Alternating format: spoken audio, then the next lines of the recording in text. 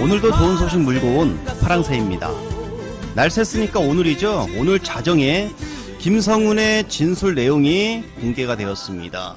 그러면서 윤석열 구속영장 관련해서 증거인멸 우려가 있다. 자, 이런 내용을 유포했는데, 자, 이거 유출된 것입니다. 이와 관련해 내란 특검은 범인을 곧바로 잡아냈습니다.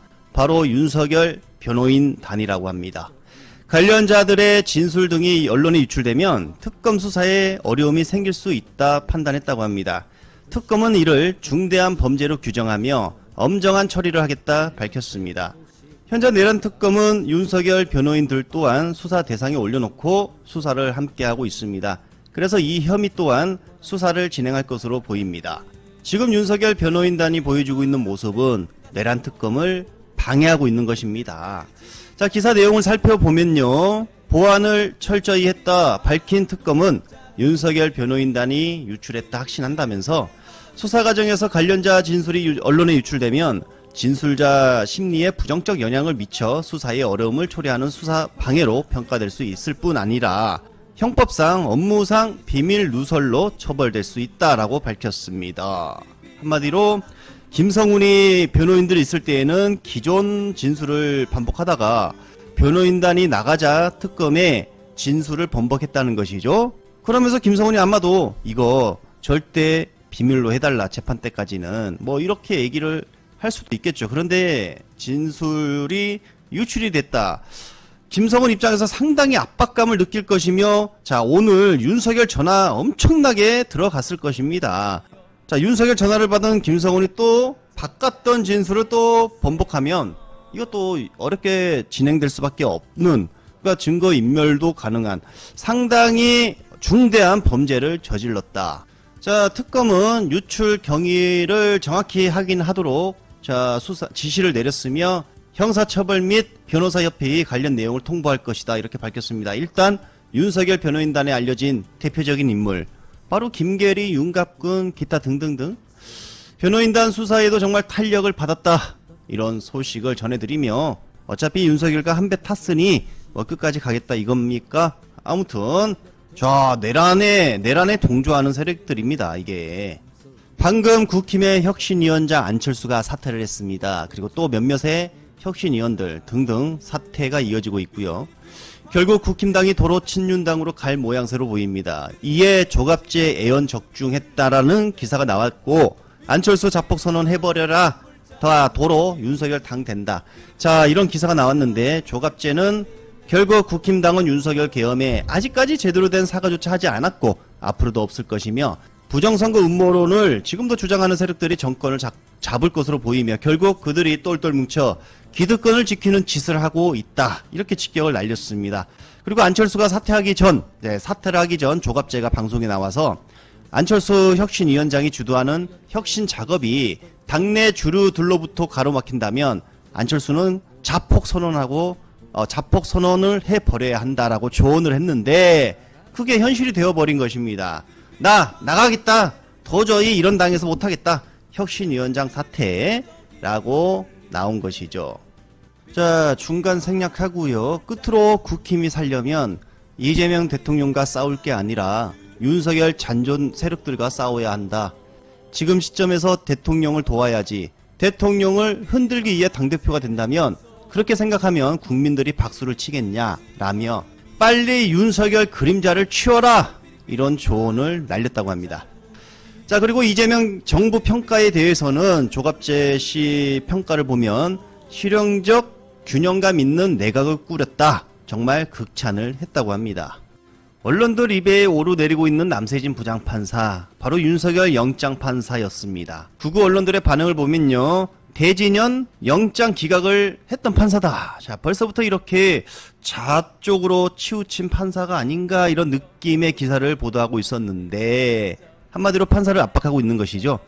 자, 그런데 법조계의 목소리를 들어보니 좌우 치우치지 않은 합리적인 판결을 그동안 해왔다는 평가가 나오고 있는 바로 남세진 부장판사였습니다.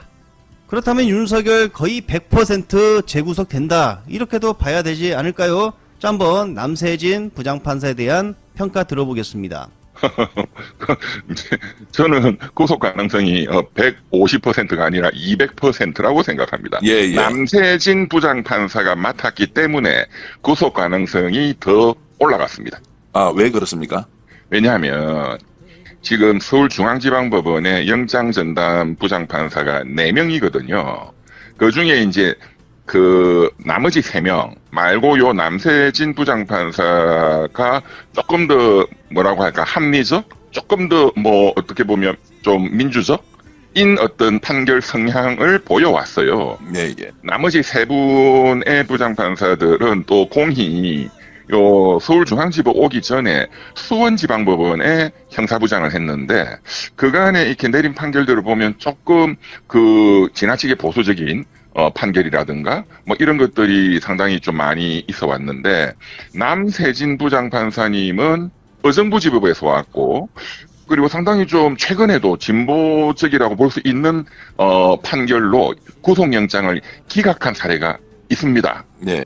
뭐냐? 조희대 대법원장의 희대의 파기환송 판결이 났잖아요. 예.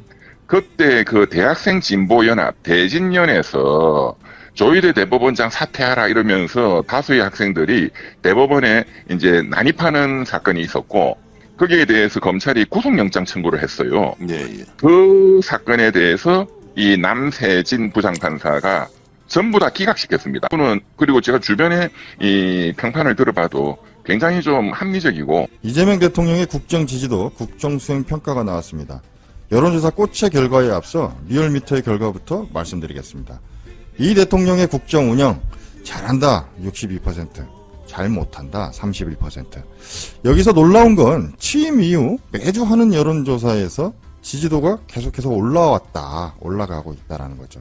처음에 58%로 시작해서 한 달이 지난 지금은 62%입니다. 그 등폭은 4%로 크게 느껴지지는 않죠. 그러나 중요한 부분은 계속해서 올라가고 있다는 거죠. 조금씩 더 많은 국민들이 이재명 정부를 인정해주고 있다, 이렇게 보면 될 것 같습니다. 마찬가지로 김민석 총리 임명과 관련해서도 잘했다가 56%, 못했다가 38%로 임명 창성이 높게 나왔습니다. 김민석 총리 오늘 취임식을 가졌는데 국가종합상황본부장이 되겠다라며 건설 현장도 방문하고 했습니다. 취임식장에 빨간색 넥타이를 메고 나왔는데 이건 국힘을 상징하는 게 아니라 정렬을 상징한다. 그만큼 열심히 해보겠다. 좋습니다. 넥타이 색깔이 빨간색이건 파란색이건 뭐가 그렇게 중요하겠습니까? 정열적으로 일하겠다. 그런 포부가 중요한 거죠. 자, 이번엔 정당 지지도입니다. 민주당이 53.8%, 국힘은 28.3%. 드디어 보수 가표집의 리얼미터에서도 국힘이 20%대로 추락을 했습니다. 앞으로 계속 떨어질 걸로 보이죠. 한번 살려보겠다고 오늘 당대표 출마들 여럿 하던데 이게 살려서 될 문제인가? 이렇게 좀 생각을 해보시길 바랍니다. 앞으로 더 떨어질 것이다. 자, 이제 여론조사 꽃의 결과입니다. 진보와 보수의 표집을 비교적 비슷하게 잡은 결과입니다. 정확히 말하면 보수 표집이 그래도 살짝 높다. 자, 먼저 정당 지지도를 보시면 민주당은 60%, 국민의힘은 24%가 나왔습니다. 거의 2.5배 차이 정도 이렇게 민주당이 우세한 걸로 나왔죠. 민주당의 높은 정당 지지도는 이재명 대통령의 국정 지지도와 그 궤를 같이 한다. 영향을 받은 결과로 보여집니다. 자, 마찬가지로 국힘의 이런 저조한 지지도도 이재명 정부의 이 높은 국정 지지도가 영향을 끼친 걸로 좀 보입니다. 그리고 국힘이 배출한 윤석열과 김건희가 크게 한몫한 거 말해 뭐 하겠습니까? 그리고 지난주 나경원 씨가 국회에서 텐트 치고 농캉스를 한 것도 영향을 미친 걸로 보인다. 이렇게 생각해 보겠습니다. 자, 여론조사 꽃의 국정 지지도입니다. 결과는 엄청납니다. ARS 방식에선 잘하고 있다가 67.7%, 전화 면접 방식에서는 무려 73.6%가 나왔습니다. 이거는 앞으로 잘할 것이다, 이런 예측의 수치가 아니라 지금까지 잘하고 있다, 잘했다 라가 73.6%가 나온 거죠. 반면 매우 잘 못하고 있다를 보시면 전화 면접 방식에서는 12.6%, 자동응답 방식에서는 22%가 나왔습니다. 이 수치는 변화를 기대하기 힘든 수치죠. 다시 말해 참 일반적이지 않다, 우리와는 좀 다르다, 이런 설명 외에는 전혀 설득되지 않을 그런 수치라고 생각이 됩니다. 우리 국민 중 열의 한 명은 조금 다르구나. 뭐 이렇게 생각하면 받아들이기 좋을 것 같습니다. 연령대를 보시면 전 연령층에서 고르게 잘 나왔습니다. 지역을 살펴보시면 대구, 경북, 부울경에서 엄청난 변화가 일어났습니다. 대구, 경북에서는 조사 방식 무관하게 잘하고 있다가 69%가 나왔습니다. 참 놀라운 수치죠. 그리고 이재명 정부의 민생 지원금을 당선 축하금이라고 비하하며 받지 않겠다라고 했던 국힘 박수영의 지역구인 부울경에서도 69%, 62%가 나왔습니다. 이런 걸 보면 참 분위기 파악 못하는 국힘의 박수영이다. 그리고 검찰 개혁 속도에 대한 질문에 55%가 잘한다. 연내 개혁 법안을 시행해야 한다. 이렇게 응답을 했고, 검찰 개혁 필요 있나? 검찰 개혁 필요 없다. 라는 응답자가 13%가 나왔습니다. 아까 말씀드린 우리와 너무도 다른 10명 중에 1명에 해당되는 분들이죠. 절대 변화가 없을 걸로 보입니다. 참 이런 분들을 보면 같은 나라에 사는 게 맞나? 같은 걸 보고 같은 걸 듣고 있는 게 맞나? 이렇게 생각이 들기도 하지만 그래도 우리 국민이니까 일단 좀 다르구나 라고 생각하고 넘어가면 속이 좀 편할 것 같습니다. 이렇게 보니까 전반적인 조사 결과가 아주 좋습니다. 73%면 거의 최고점을 찍은 거 아니야? 뭐 이런 생각이 들기도 하죠. 더 올라갈 여지가 없어 보이기도 합니다. 그만큼 대단한 수치라는 거죠. 자, 다음 주가 기다려집니다. 취임 후 계속된 이 상승 곡선이 다음 주에도 계속 이어질 수 있을지 우리가 좀 긍정적으로 한번 지켜보도록 하겠습니다.